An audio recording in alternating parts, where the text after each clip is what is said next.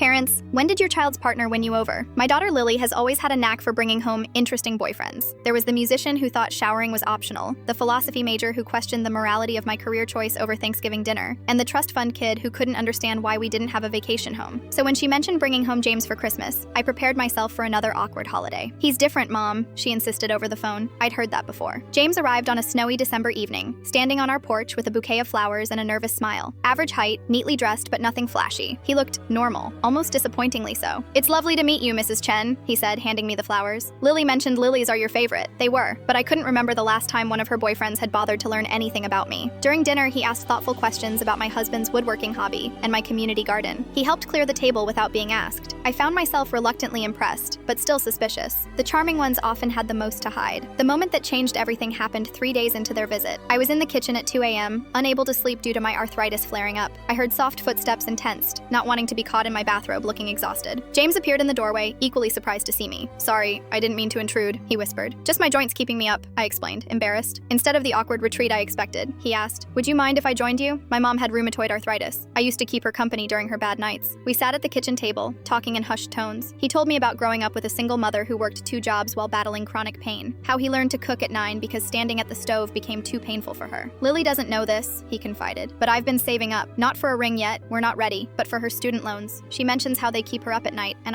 he trailed off, looking embarrassed. "That's very thoughtful," I said, genuinely moved. My mom taught me that love isn't grand gestures. It's noticing what hurts the people you care about and trying to ease that burden. The next morning, I found a heating pad by my bedside with a note. "This helped, Mom. Hope it helps you too." What sealed it was what happened on their last day. My husband had planned to drive them to the airport, but our car wouldn't start. James immediately offered to look at it, despite the freezing temperature. "I'm not letting you pay for a tow truck when I can probably fix it," he insisted, already grabbing tools from our garage. Lily stood beside me as we watched him work under the hood. "He's really something, isn't he?" she said softly. "Yes," I admitted. "He really is." An hour later, with frozen fingers and grease-stained clothes, he got our ancient car running again. When Lily wasn't looking, he slipped me a piece of paper with detailed instructions for car maintenance and the name of a trustworthy mechanic in our area. "Just in case," he said quietly. As they drove away for the airport, my husband squeezed my hand. "That's the one, isn't it?" I nodded, finally understanding what Lily meant when she said he was different. He wasn't trying to impress us. He was simply being himself, thoughtful, kind, and genuinely concerned about our well-being. They're getting married next spring.